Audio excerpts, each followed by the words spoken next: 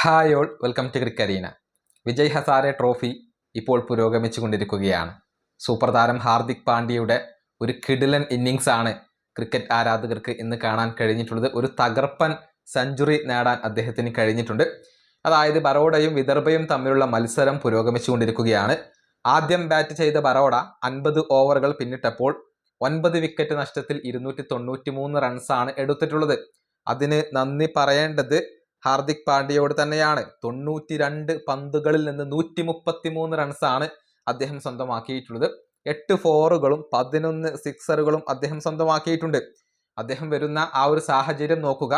അതായത് അദ്ദേഹം ക്രീസിലേക്ക് എത്തുമ്പോൾ 5 വിക്കറ്റ് നഷ്ടത്തിൽ കേവലം 71 റൺസ് മാത്രമായിരുന്നു ബറോഡക്ക് ഉണ്ടായിരുന്നത്.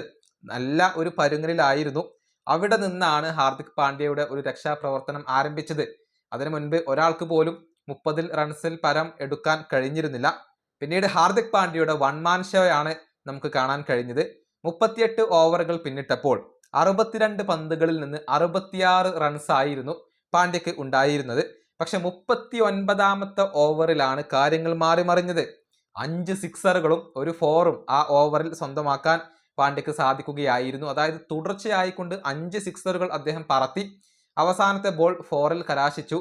അങ്ങനെ ആ ഓവറിൽ മാത്രമായിക്കൊണ്ട് 34 റൺസാണ് പാണ്ഡ്യ സ്വന്തമാക്കിയിട്ടുള്ളത്. 68 പന്തുകളിൽ നിന്ന് 100 റൺസ് അദ്ദേഹം പൂർത്തിയാക്കുകയും ചെയ്തു എന്നുള്ളതാണ്. അങ്ങനെ ആകെ 92 പന്തുകൾ നേരിട്ട ഹാർദിക് പാണ്ഡ്യ 133 റൺസ് എടുത്തുകൊണ്ടാണ് പുറത്തായത്. അങ്ങനെ ബറോഡയെ നല്ല ഒരു സ്കോറിലേക്ക് എത്തിക്കാൻ ഹാർദിക് പാണ്ഡ്യക്ക് കഴിഞ്ഞു എന്നുള്ളതാണ്. ആ ഒരു സ്കോറിന് നന്ദി പറയേണ്ടത് ഈ ഒരു സൂപ്പർ താരത്തോട് തന്നെയാണ്. ഈ വീഡിയോ അവസാനിപ്പിക്കുന്നു. അടുത്തൊരു വീണ്ടും കാണാം.